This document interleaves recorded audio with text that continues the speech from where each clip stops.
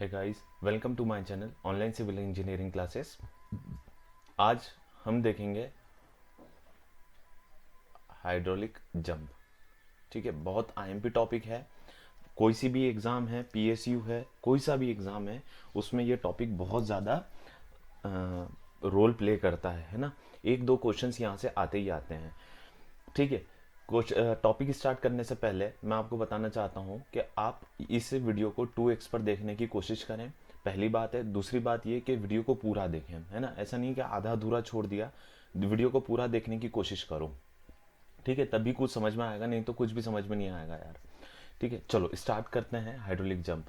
अब सबसे पहले हाइड्रोलिक जंप हम समझते हैं कि हाइड्रोलिक जंप कौन सी कैटेगरी में आता है। तो ये आता है रैपिड वेरिड फ्लो की कैटेगरी में। ठीक है, रैपिड वेरिड फ्लो की कैटेगरी में हाइड्रोलिक जंप आता है। और रैपिड वेरिड फ्लो में भी कौन सी कैटेगरी है? स्टेडी कैटेगरी में। ठीक है, ये नॉन यूनिफॉर्म फ्लो होते हैं, ये ध्यान रखना है आपको, नॉन यूनिफॉर्म फ्लो होता है। अब उसमें ये स्टडी की कैटेगरी में आता है। स्टडी फ्लो कौन से क्या होते हैं? स्टडी फ्लो वैसे फ्लो जिसमें फ्लो पैरामीटर्स चेंज नहीं होते हैं। स्टडी फ्लो क्या होता है? जिसमें flow parameters does not change with respect to time, है ना। Flow parameters does not change with respect to time। All right, है ना। मतलब फ्लो पैरामीटर्स क्या, जैसे डेप्थ ऑफ वाटर हो गया, वेलोसिटी ऑफ फ्लो हो गया, डिस्चार्ज हो गया, ये सब जो है ये चेंज नहीं हो रहे हैं विथ रिस्पेक्ट टू टाइम में। ठीक है, ऐसे ही एक अनस्टडी फ्लो भी होता है। रैपिड वेरिड फ्लो का एक और केस होता है अनस्टडी फ्लो। ठीक है, और ये अनस्टडी फ्लो जो रहता है ये हम देखते हैं सर्जेस में। ठीक है, जो सर्जेस होते हैं हम उसमें इसे देखते हैं।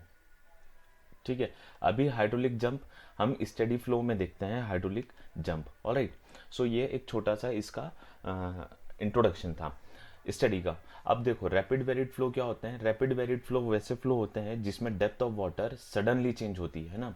ये फ्लो वैसा होता है कि जिसमें depth of water suddenly change होती है इन ए स्मॉल लेंथ और ठीक है, depth of water suddenly changes।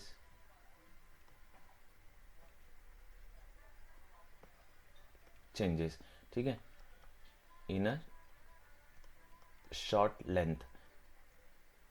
ठीक है, एक शॉर्ट लेंथ में depth of water suddenly change हो रही है, और ऐसे ऐसे फ्लो को हम क्या बोलेंगे? रैपिड वेरिड फ्लो हम बोलेंगे। अब ये जो शॉर्ट एकदम छोटे छोटे सेक्शन में चेंज होती है, देखो क्या बताना चाह रहा हूँ मैं, कि जैसे कि एक लेट से ये लेंथ एल है, छोटा है। ठीक है, एक लेंथ एल है, L1 है, और ये लेंथ ये बड़ी है, लेंथ L2 है। ठीक है, अब यहाँ पे लेंथ ज़्यादा है तो यहाँ पे डेप्थ ऑफ वाटर एकदम आराम से चेंज हो रही है, मान लो। तो ठीक है, तो ये जो डेप्थ ऑफ वाटर यहाँ पे कुछ और थी और यहाँ कुछ और है, तो ये जो चेंज हो रहा है ये ग्रेजुअल चेंज हो रहा है, तो इसको ही हम क्या बोलते हैं? Gradually varied flow. ठीक है, लेकिन रैपिड में क्या होता है कि यहाँ पे कुछ और है और यहाँ पे एकदम कुछ हो गई, तो एकदम से सडन चेंज हो गया यहाँ पे। ठीक है, यहाँ से वाटर यहाँ पे कुछ और था और यहाँ मतलब एकदम सडनली चेंज हो गई है लेंथ। ठीक, तो ये ऐसे फ्लो को हम बोलते हैं रैपिड वेरिड फ्लो। और इसमें जो वाटर सरफेस प्रोफाइल होती है, या जो कर्वेचर बनाता है वाटर सरफेस प्रोफाइल का, जो कर्वेचर होता है वो बहुत ज़्यादा हाई होता है। ठीक है, इस बात को याद रखना है आपको कि रैपिड वेरिड फ्लो में जो वाटर सरफेस जो वाटर प्रोफाइल का कर्वेचर होता है वो एकदम रैपिडली चेंज होता है, वो बहुत हाई होता है ना। High water surface high water surface profile का जो कर्वेचर है वो बहुत हाई होता है, इस बात को आपको ध्यान रखना है। ठीक है, अब ड्यू टू हाई कर्वेचर, इसको मैं यहाँ लिख देता हूँ, due to high curvature curvature of water surface profile, water surface profile, profile का कर्वेचर हाई होने के कारण क्या होता है कि जो ड्यू टू इसके अंदर टर्बुलेंस बहुत ज़्यादा होता है ना।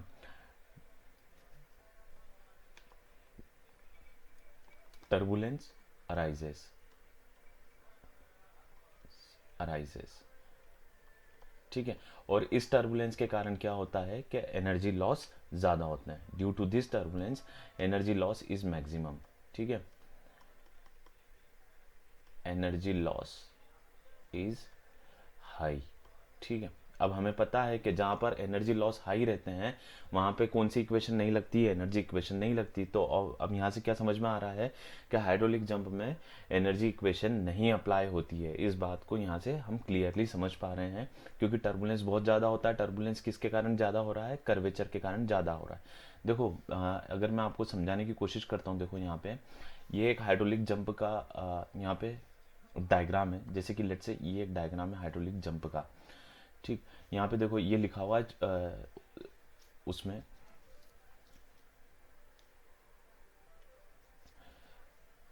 ये छोटे से इसमें अगर आपको दिखाई दे रहा हो तो यहाँ पे लिखा हुआ है हाइड्रोलिक जंप, ठीक है। तो ये इसी के कारण ये यहाँ पर जो ये यहाँ पे जो हाइड्रोलिक जंप बन रहा है ना, ये हाइड्रोलिक जंप जो बन रहा है, ये प्रोफाइल जो हाइड्रोलिक जंप बन रही है, इसका कर्वेचर बहुत ज़्यादा हाई होता है।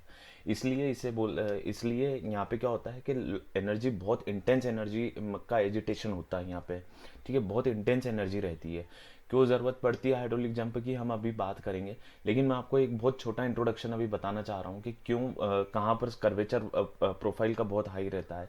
तो यही कर्वेचर है जो बहुत हाई कर्वेचर है, और इस हाई कर्वेचर के कारण क्या होता है कि एनर्जी लॉसेस बहुत ज़्यादा होते हैं। देखो इसमें देखो, अगर यहाँ पर देखोगे तो ये इसको देखो, यहाँ पे ये वाटर की सरफेस प्रोफाइल है यहाँ पर, और यहाँ पे आगे हाइड्रोलिक जंप बनता है। यहाँ पे इसमें क्लियर नहीं है, देखो यहाँ पर समझो, इस चीज़ को समझो कि देखो ये कितना ज़्यादा टर्बुलेंस है इसके अंदर। यहाँ से क्लियरली समझ में आ रहा होगा आपको कि टर्बुलेंस देखो कि कितना हाई टर्बुलेंस है यहाँ पे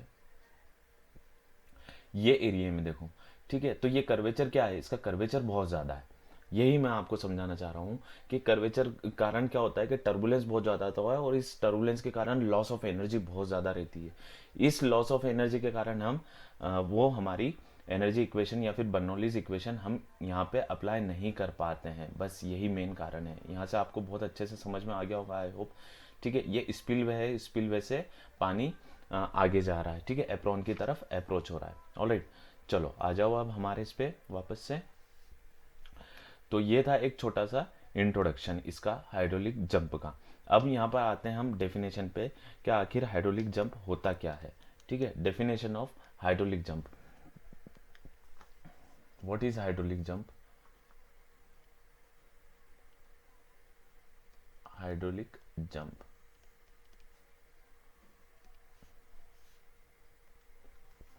इसको ऐसे समझो, है ना, depth of water increase,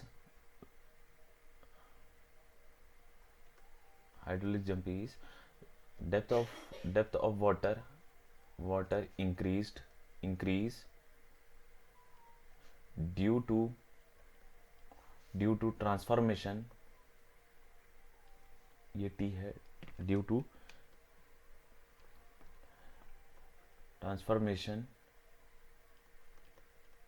of Froude number, ठीक है। और इसको ऐसे भी समझ सकते हो, एक और डेफिनेशन इसकी ये है कि when super critical stream meets सब क्रिटिकल स्ट्रीम,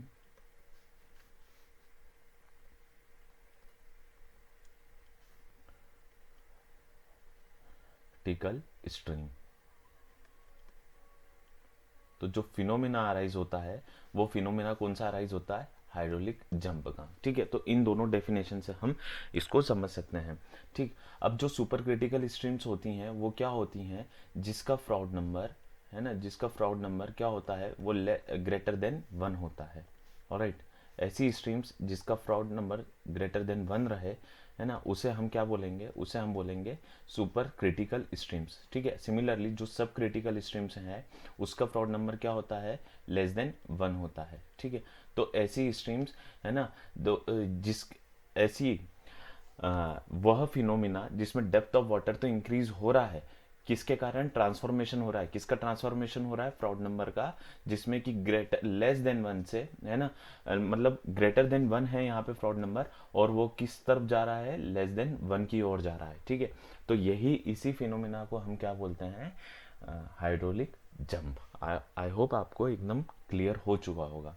अब देखो इसको, है ना, थोड़ा सा ऐसे समझने की कोशिश करो पहले तो मैं इसके है ना कुछ एप्लीकेशंस बता देता हूँ। एप्लीकेशंस ये होते हैं कि केमिकल मिक्सिंग के में इसका यूज़ होता है। केमिकल जब हमें मिक्स करना हो तो हाइड्रोलिक जंप का हम यूज़ करते हैं। या फिर जहाँ पे एनर्जी डेसिपिएशन करना है, एनर्जी को ख़त्म करना है, कम करना है। जैसे कि मैंने अभी आपको बताया था लास्ट वाले डायग्राम में ही कि ये यहाँ पर क्या रहता है कि जब ये वाटर नीचे आता है यहाँ से, जब डैम से ये वाटर नीचे आता है तो इसके पास बहुत ज़्यादा एनर्जी होती है और ये एनर्जी आगे के लिए बहुत खतरनाक हो सकती है। तो इसी के कारण क्या होता है कि हम क्या करते हैं यहाँ पर ऐसा जंप बनाते हैं। उस जंप के कारण उस जंप में हम कुछ लॉस ऑफ एनर्जी करवाते हैं जिससे कि आगे जो हमारा एप्रॉन है उसे नुकसान ना पहुंचे। ठीक है, तो वो जो लॉस ऑफ एनर्जी करवा रहे हैं हम इसी जंप के कारण ही हम करवाते हैं। ठीक है, तो ये कुछ एग्जांपल्स या कुछ एप्लीकेशंस हैं हाइड्रोलिक जंप की। ऑलराइट, अब हम आते हैं वापस से यहीं पर ही। अब देखो, अब इसके बाद क्या होता है कि हाइड्रोलिक जंप की एनालिसिस करी जाती है। ठीक, तो हम वहां पर पहुंचते हैं हाइड्रोलिक जंप की एनालिसिस पर के हाँ, अब यहाँ पर उसको समझने से पहले हमें एक डायग्राम समझना पड़ेगा, वो है ये। इस डायग्राम को पहले हमें समझना पड़ेगा बहुत अच्छे से कि ये डायग्राम क्या बोलना चाह रहा है। देखो, मैंने यहाँ पर 3 डायग्राम बनाए हैं। पहला है, ये जो डायग्राम है ये स्पेसिफिक एनर्जी का डायग्राम है, ये वाला। ठीक, सेकंड, ये एक मैंने डैम लिया है जो अभी मैंने आपको बताया था वैसे ही है। और थर्ड डायग्राम ये है स्पेसिफिक फोर्स का डायग्राम। ठीक, अब ये जो फर्स्ट डायग्राम है स्पेसिफिक एनर्जी का डायग्राम, स्पेसिफिक एनर्जी में देखो यहाँ पर मैंने एक लिखा हुआ E2 और यहाँ पे लिखा है E1, दो सेक्शंस मैंने लिए हैं। सिमिलरली यहाँ पर भी जब हम डैम पर देखेंगे, ये वाटर प्रोफाइल है, लेट से this is a water profile, ये एक वाटर प्रोफाइल है ना। और जब वाटर प्रोफाइल ये जो मैंने आपको अभी बताया था ऐसे ही कुछ आता है, पानी नीचे आता है डैम से, और जब यहाँ से आगे की स्ट्रीम को, जब उसकी डेप्थ y1 रहती है और जब वो आगे स्ट्रीम को टच करता है, ठीक है, जब आगे की स्ट्रीम को टच करेगा तो वो उसकी डेप्थ ज़्यादा है, वो है y2, है ना। अभी क्या है y1। तो जब वो आगे उसको मीट करता है तो क्या होता है कि यहाँ पे एक एजिटेशन डेवलप होता है। ये एजिटेशन जो डेवलप हो रहा है, इसी एजिटेशन को हम क्या बोलते हैं, हाइड्रोलिक जंप। ऑलराइट, इसी एजिटेशन को हमने बोला है हाइड्रोलिक जंप। और जो जितनी वो लेंथ लेता है उसको ही हम बोलते हैं लेंथ ऑफ जंप। ठीक, अब यहाँ पर जो y1 डेप्थ है, इस y1 डेप्थ को हम बोलते हैं सुपर क्रिटिकल डेप्थ, है ना। और y2 जो है उसको हम बोलते हैं सब क्रिटिकल डेप्थ। ऑलराइट, ये दो प्रकार की हमने डेप्थ देख ली है यहाँ पे। सेक्शन 1 के पहले जो फ्लो रहेगा वो पूरा लेमिनार फ्लो होता है। ऐसा एक बार क्वेश्चन आ चुका है, आई थिंक मेरे ख्याल से गेट में या इंजीनियरिंग सर्विसेज में क्वेश्चन पूछा गया है कि हाइड्रोलिक जंप के पहले जो जब सेक्शन 1 रहता है हमारा, जब फ्लो सुपर क्रिटिकल रहता है, उसके पहले वाटर कैसा रहता है, लेमिनार रहता है कि टर्बुलेंट रहता है, क्या रहता है। तो वो आपको पता होना चाहिए कि उसके पहले फ्लो जो रहता है वो लेमिनार फ्लो रहता है, उसके बाद फिर आगे चलकर वो टर्बुलेंट होता है। जब वो मीट करता है तब वो टर्बुलेंट में कन्वर्जन हो जाता है उसका। देखो यहाँ पर अगर एक फोटो अवेलेबल होगा तो उससे आपको बहुत अच्छे से समझ में आ जाएगा कि मैं क्या बताना चाह रहा हूँ। यहाँ पे देखो जरा,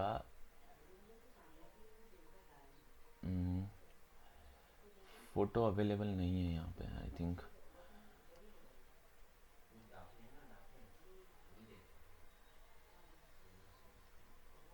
हाँ,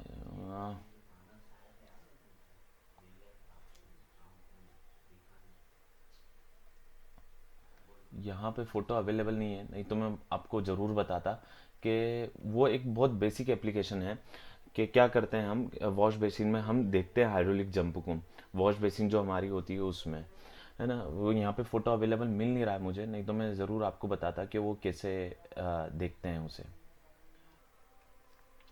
हम्म, ये देखो यहाँ पे क्लियर दिख रहा है कि ये देखो यहाँ पे ये जो फॉर्मेशन हो रहा है छोटा सा, ये फॉर्मेशन जो सर्कल के रूप में दिख रहा है ना हमें, ये एक हाइड्रोलिक जंप का फॉर्मेशन है।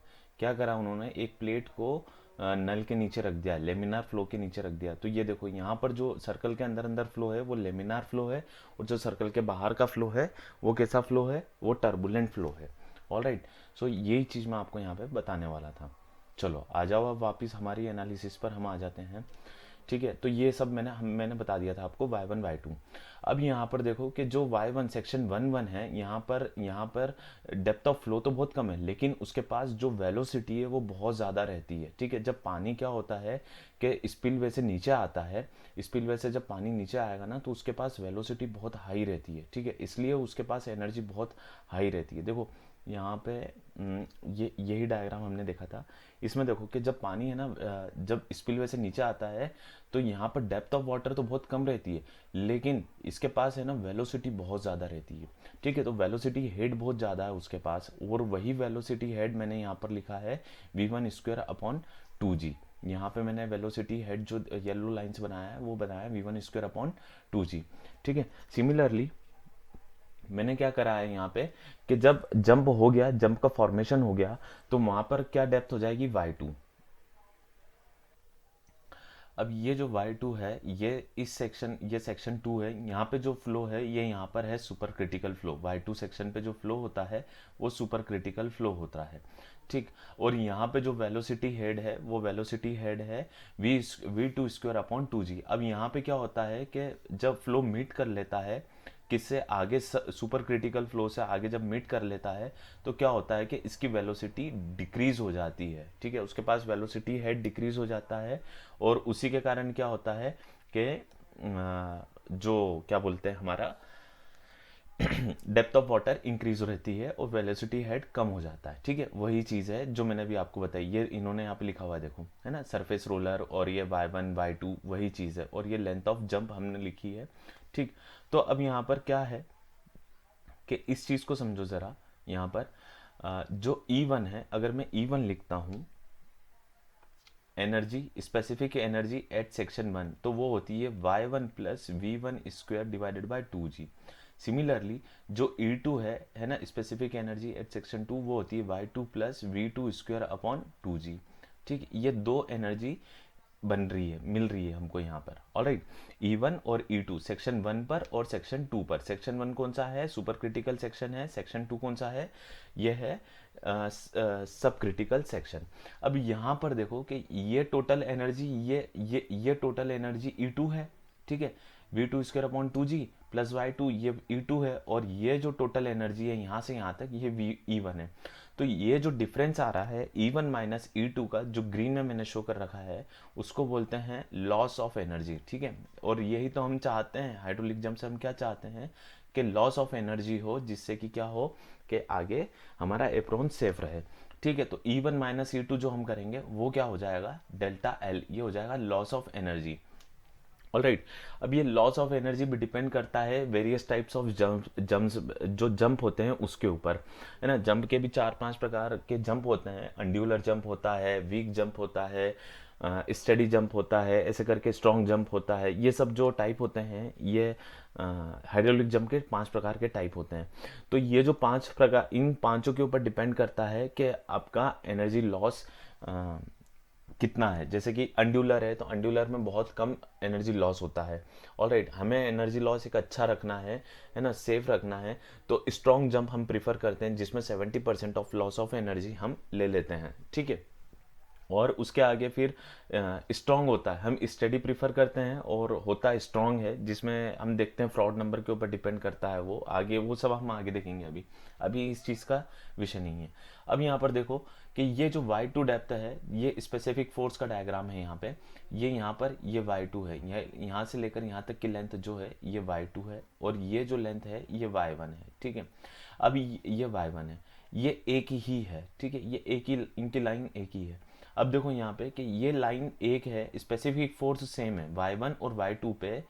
ये जो डेप्थ है, जैसे y1 यहाँ पर है, ये y2 यहाँ पर है, तो इस पे जो स्पेसिफिक फोर्स है वो स्पेसिफिक फोर्स सेम है यहाँ से लेकर यहाँ तक। तो ऐसी डेप्थ जिस पे स्पेसिफिक फोर्स सेम रहते हैं, लेकिन जो एनर्जी रहती है, ये E2 यहाँ पर देखो एनर्जी कर्व में, और ये E1 है। लेकिन यहाँ पे यहाँ पर देखो आप E1, आपको y1 इस कर्व में यहाँ कहीं मिलेगा, ये y1 है ना, और यहाँ पर आपको y2 मिलेगा। ठीक है, ये y2 है, यहाँ पे y2 है। ठीक, तो ऐसे कर्व जिसके ऊपर स्पेसिफिक एनर्जी डिफरेंट रहती है लेकिन स्पेसिफिक फोर्स सेम रहते हैं, ऐसी डेप्थ, और ऐसी डेप्थ को हम क्या बोलते हैं, कॉन्जुगेट डेप्थ या फिर सिक्वेंट डेप्थ। तो यहाँ पर जो y1 y2 हैं वो कौन सी डेप्थ है, वो है sequent depth. Here y1 and y2 are sequent depth. ठीक है, y1 and y2 are sequent depth, sequent depth. ठीक, और इसको एक और नाम से बोला जाता है कॉन्जुगेट डेप्थ, कॉन्जुगेट डेप्थ। ठीक है, जिस पे स्पेसिफिक फोर्स सेम रहते हैं और स्पेसिफिक एनर्जी डिफरेंट रहती है। ऑलराइट, और ऐसी ऐसी डेप्थ जिस पे स्पेसिफिक एनर्जी सेम रहती है उसको क्या बोलते हैं, हम उसको बोलते हैं अल्टरनेट डेप्थ। ठीक, बहुत कंफ्यूजिंग रहता है इसको याद करना भी। अब मैंने जो डेल्टा एल बताया था उसी को ही मैंने स्पेसिफिक कर्व में यहाँ पे जो ग्रीन लाइन से शो करा है, ये ग्रीन लाइन से जो शो करा है इसी को ही मैंने यहाँ पे डेल्टा एल लिखा है। ठीक है, ये इसका जो एंगल होता है वो 45 डिग्री का होता है। तो 45 डिग्री का जो एंगल है, अगर ये डेल्टा एल ये है, ठीक है, ये क्या है, डेल्टा ई है, तो ये भी कितना हो जाएगा, डेल्टा ई। तो ये भी सेम वही बात हो गई कि इन दोनों का डिफरेंस E1 माइनस E2 का डिफरेंस कितना हो जाएगा, डेल्टा ई, मतलब लॉस ऑफ एनर्जी। ये बहुत आईएमपी डायग्राम है, आपको इसको बहुत अच्छे से याद कर लेना है, बहुत अच्छे से समझ लेना है। चलो अब आगे आओ और अब आगे समझते हैं कि अजम्पशंस, हमको इसकी एनालिसिस करनी है हाइड्रोलिक जंप की, तो उसके लिए कौन कौन से अजम्पशंस लिए जाते हैं। ठीक है, तो अजम्पशंस देख लो, अजम्पशंस। ठीक है, इन hydraulic jump.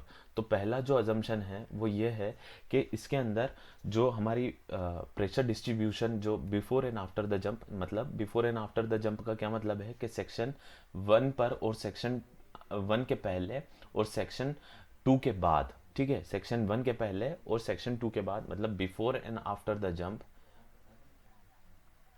Before and after the jump. ठीक है, जो प्रेशर डिस्ट्रीब्यूशन है वो कैसा रहेगा, प्रेशर डिस्ट्रीब्यूशन, यहाँ पे मैं प्रेशर लिखना भूल गया,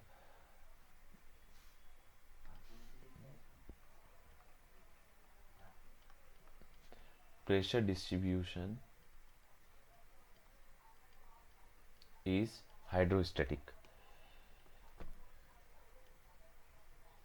हाइड्रोस्टैटिक। पहली बात, ये पहला हमारा अजम्पशन है, हाइड्रोस्टैटिक प्रेशर डिस्ट्रीब्यूशन लेते हैं हम, है ना। दूसरा ये अज्यूम करते हैं कि जो चैनल फ्लोर है, चैनल फ्लोर इज हॉरिजॉन्टल, है ना। स्लोप के लिए भी हम देख लेंगे कि क्या होता है। जो थर्ड है वो ये होता है कि इसमें जो हम मोमेंटम करेक्शन फैक्टर लेते हैं वो 1 लेते हैं बिकॉज ऑफ टर्बुलेंस के कारण। फोर्थ जो रहता है वो ये है कि सिर्फ ग्रेविटी फोर्स को ही हम यहाँ पर इंक्लूड करते हैं। ठीक है ना। There is no external force, there is no external force other than gravity, other than gravity. ठीक है, और जो लास्ट है जिसमें कि हम शेयर स्ट्रेसेस को क्या लेते हैं, नेग्लिजिबल रहते हैं, वॉल शेयर स्ट्रेसेस को हम नेग्लिजिबल कर देते हैं, shear stress is negligible, negligible. ठीक है, अब शेयर स्ट्रेस नेग्लिजिबल का क्या मतलब है कि देखो यहाँ पर अगर मुझे कुछ मिलता है,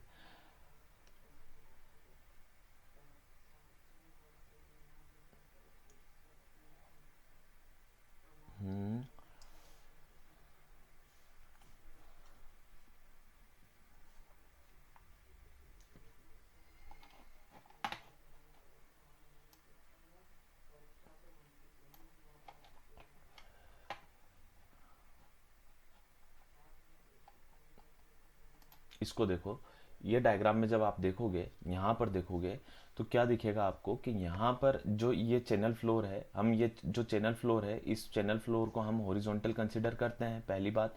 दूसरी बात, जो ये जो चैनल फ्लोर है अभी कुछ स्लोपिंग पर है ये, लेकिन हम जो कंसिडर करते हैं वो कैसे कंसिडर करते हैं, हम कंसिडर करते हैं हॉरिजॉन्टल। ठीक है। और ये इस चैनल फ्लोर पे क्या होता है कि कुछ स्ट्रेसेस लगती हैं, ठीक है, वो शेयर स्ट्रेसेस लगती हैं जब वाटर मूव करता है, तो वो जो स्ट्रेसेस रहेंगी, हम वो स्ट्रेसेस को हमने क्या कर दिया है, ज़ीरो कर दिया है। या फिर जो वॉल की स्ट्रेसेस रहेंगी, वॉल की भी स्ट्रेसेस को हमने क्या कर दिया है, ज़ीरो कर दिया है, ठीक है। तो ये यहाँ पर मेरा समझाने का पर्पस था। तो ये बहुत ज़्यादा आईएमपी अजम्पशंस हैं। चलो, अब देखो आगे क्या होती है बात इसमें, कि सिर्फ इसमें हमने देख लिया कि एनर्जी इक्वेशन हम अप्लाई नहीं कर सकते हैं due to high loss of energy, we can not apply due to high loss of energy, we can not apply, है ना, can not apply energy equation, मतलब बर्नौलीज इक्वेशन हम एनर्जी इक्वेशन, ठीक है। तो फिर अगर हम ये एनर्जी इक्वेशन नहीं अप्लाई कर पा रहे हैं तो फिर कौन सी इक्वेशन अप्लाई कर पाएंगे, तो फिर जो हम अप्लाई कर पाएंगे वो अप्लाई कर पाएंगे सिर्फ मोमेंटम इक्वेशन, ठीक है। Momentum equation can be used, ठीक है, क्योंकि स्टेडी फ्लो है तो हम मोमेंटम इक्वेशन हम यूज कर सकते हैं। साथ ही साथ हम कॉन्टिन्यूटी इक्वेशन भी यूज कर सकते हैं, कॉन्टिन्यूटी इक्वेशन भी हम यूज कर सकते हैं, है ना, जब हम इसके एनालिसिस करेंगे तो, ठीक है। तो ये कुछ आईएमपी पॉइंट्स हैं जो आपको बहुत अच्छे से याद होना चाहिए हाइड्रोलिक जंप के बारे में। अब देखो, अगर मैं जंप को मानता हूँ कि अगर मेरा जंप लेट से, अगर मैं जंप को हॉरिजॉन्टल रेक्टेंगल मान रहा हूँ, for rectangular jump, rectangular rectangular jump, ठीक है, शेप का जंप, जो शेप मैं मान रहा हूँ हाइड्रोलिक जंप का जो शेप मान रहा हूँ वो मैं रेक्टेंगुलर मान रहा हूँ, ठीक है, हॉरिजॉन्टल चैनल के ऊपर। तो क्या होता है कि जो मोमेंटम इक्वेशन और जो प्रेशर डिस्ट्रीब्यूशन बनता है यहाँ पर, देखो अभी हमने देखा था,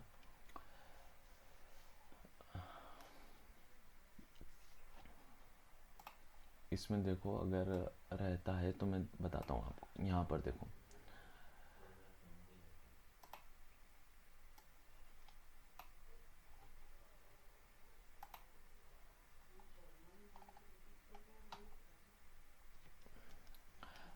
जब आप इसमें देखोगे ना,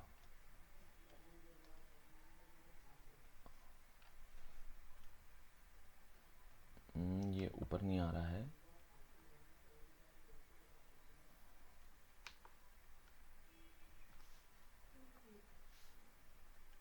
ये ऊपर नहीं आ रहा है, कोई बात नहीं, चलो मैं यहीं पे समझा देता हूँ आपको, कि देखो क्या होता है कि जो प्रेशर डिस्ट्रीब्यूशन हम लेते हैं, यहाँ पर प्रेशर डिस्ट्रीब्यूशन लेंगे और यहाँ पे प्रेशर डिस्ट्रीब्यूशन लेंगे, ऐसा किसका, वाटर का, ठीक है, ये ऐसा कुछ प्रेशर डिस्ट्रीब्यूशन हम वाटर प्रोफाइल का वाटर का लेते हैं यहाँ पर, ठीक है। तो ये प्रेशर डिस्ट्रीब्यूशन को P1 नाम देते हैं, ठीक है, और P2 नाम देते हैं जो सेक्शन 2 पर है, और जो एंटर हो रहा है उसको हम नाम देते हैं P1, ठीक है। ये वाटर का प्रेशर रहता है। दूसरी बात ये रहती है कि यहाँ पे वो किस मोमेंटम से वाटर एंटर कर रहा है, किस मोमेंटम से वो एंटर कर रहा है, एक चीज़ हम वो भी कंसिडर करते हैं, दोनों चीज़ कंसिडर करते हैं, एक मोमेंटम कंसिडर करते हैं वन पर और वहाँ का प्रेशर, सिमिलरली किस मोमेंटम से वो लीव कर रहा है उस चीज़ को भी कंसिडर करा जाता है कि वाटर किस मोमेंटम से बाहर निकल रहा है हाइड्रोलिक जंप से। ऑलराइट, तो वही चीज़ है यहाँ पर कि जो प्रेशर रहता है वो P1 plus M1 is equals to P2 plus M2, ठीक है। ये हाइड्रोस्टेटिक प्रेशर है वन पर। सिमिलरली ये मोमेंटम जो इन हुआ है वन से, सिमिलरली जो P2 है वो क्या है कि जो प्रेशर हाइड्रोस्टेटिक प्रेशर डिस्ट्रीब्यूशन है एट सेक्शन 2 जहाँ पर सब क्रिटिकल फ्लो हो रहा है, और ये M2 जो है वो मोमेंटम जो लीव हो रहा है, ठीक। ये मेन इक्वेशन होती है हाइड्रोलिक जंप के लिए भी, कोई भी प्रकार का जंप हो हमारा, इसके लिए ये सबसे मेन इक्वेशन होती है, ठीक। अब जो प्रेशर डिस्ट्रीब्यूशन, जो प्रेशर फोर्स लगता है उसको मैं ये बोल सकता हूँ हाफ गामा इंटू एरिया, ठीक, half gamma into area, area किसका, सेक्शन 1 का एरिया जिस सेक्शन पे हम ले रहे हैं, ठीक है, इंटू जी, ठीक है, इंटू वाई। ऑलराइट, ये क्या हो जाएगा, ये प्रेशर फोर्स हो जाएगा हमारा, ये प्रेशर फोर्स। सिमिलरली प्रेशर 2 पे कितना लगेगा, half gamma A2 into G into Y two, ये हो जाएगा Y1, ठीक। तो ये P1 P2 होते हैं। सिमिलरली मोमेंटम के कितना मोमेंटम एंटर कर रहा है, Q रो क्यू वी जिसको हम बोलते हैं, वही चीज़ है। ठीक है, रो क्यू वी जो रहेगा अलग अलग रहेगा। M1 का जो देखो रो क्यू इंटू V1, और M2 जो रहेगा वो होगा रो क्यू V2। ठीक, ये M1 और M2 रहेगा, ये P1 P2 होगा। अब जब आप इन सब पूरी इक्वेशन को ये सब चीज़ें हम इसमें सब्स्टिट्यूट करेंगे, तो यहाँ से जो हमको एक इक्वेशन निकल कर आती है वो बहुत प्यारी इक्वेशन निकल कर आती है, और बहुत काम की इक्वेशन रहती है। वो कोई से भी हाइड्रोलिक जंप को सॉल्व करने के काम आती है इक्वेशन।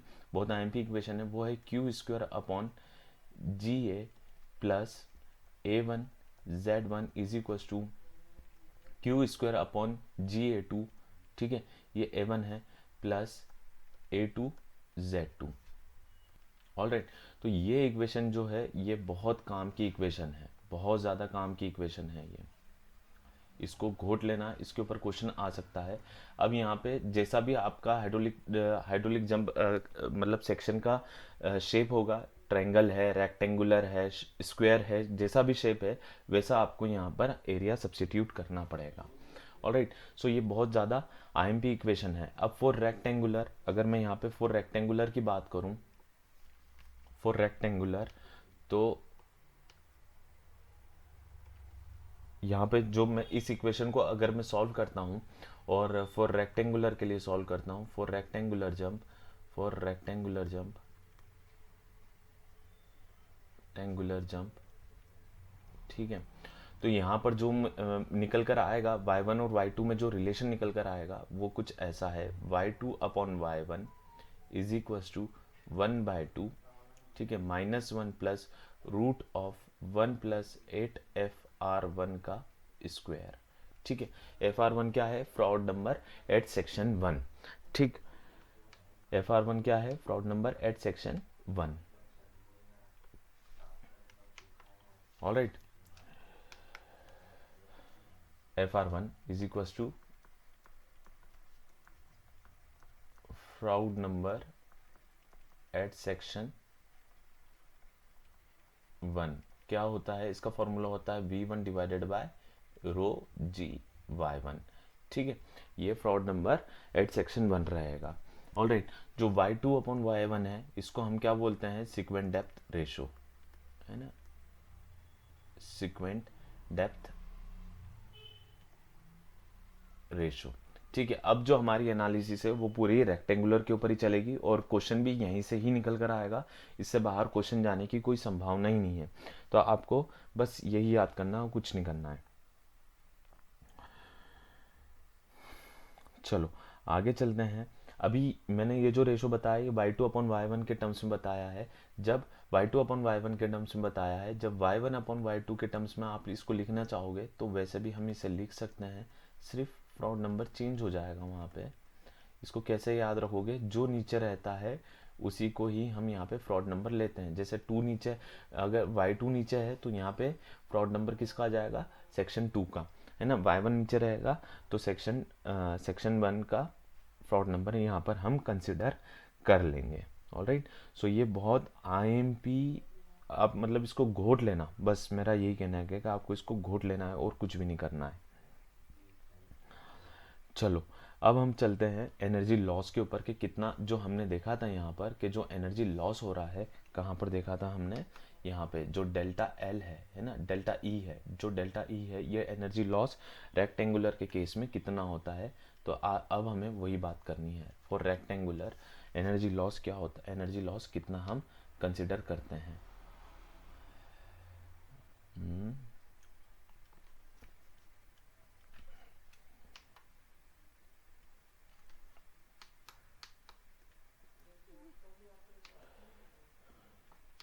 ठीक है, फॉर रेक्टेंगुलर,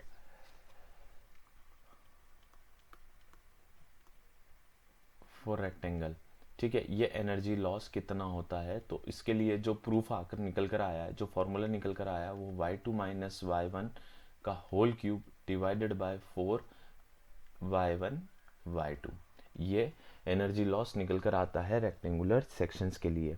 ठीक है, रेक्टेंगुलर सेक्शन के लिए। नेक्स्ट, अगर मुझे रिलेटिव एनर्जी लॉस देखना है तो क्या हो जाएगा? रिलेटिव एनर्जी लॉस निकल कर आएगा रिलेटिव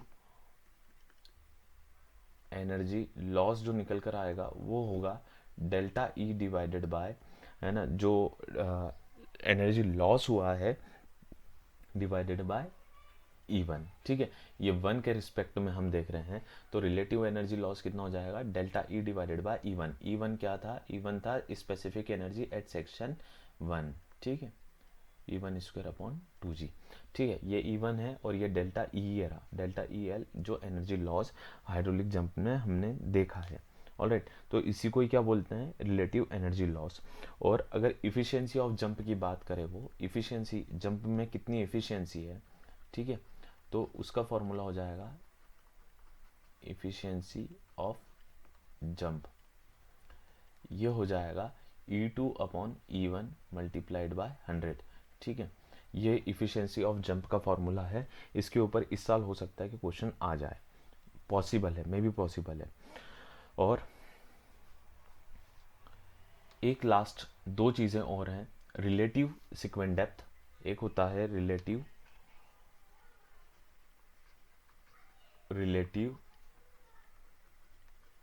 सीक्वेंट डेप्थ कितनी होगी, इसके ऊपर भी क्वेश्चन हो सकता है कि पूछ लेगा इस बार, y1 डिवाइडेड बाय E1। और एक टर्म और होती है, उसको लिखना रिलेटिव हाइट, क्या जंप की हाइट कितनी है ना, तो रिलेटिव हाइट,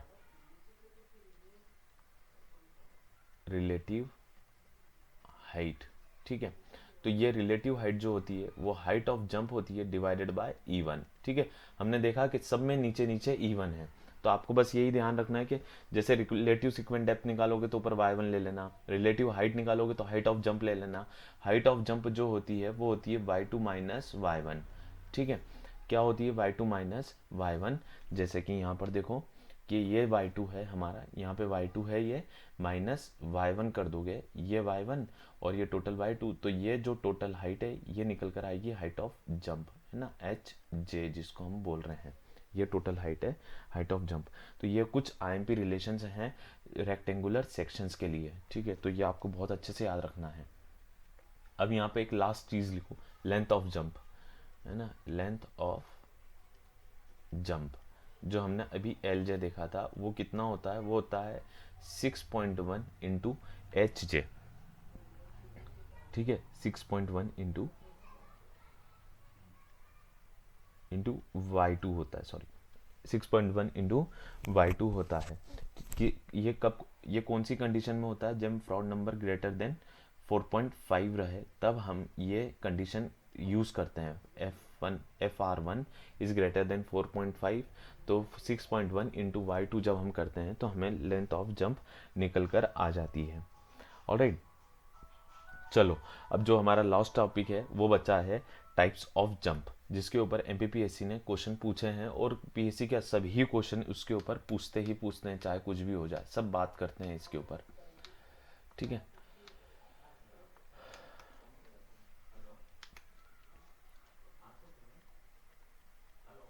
टाइप्स ऑफ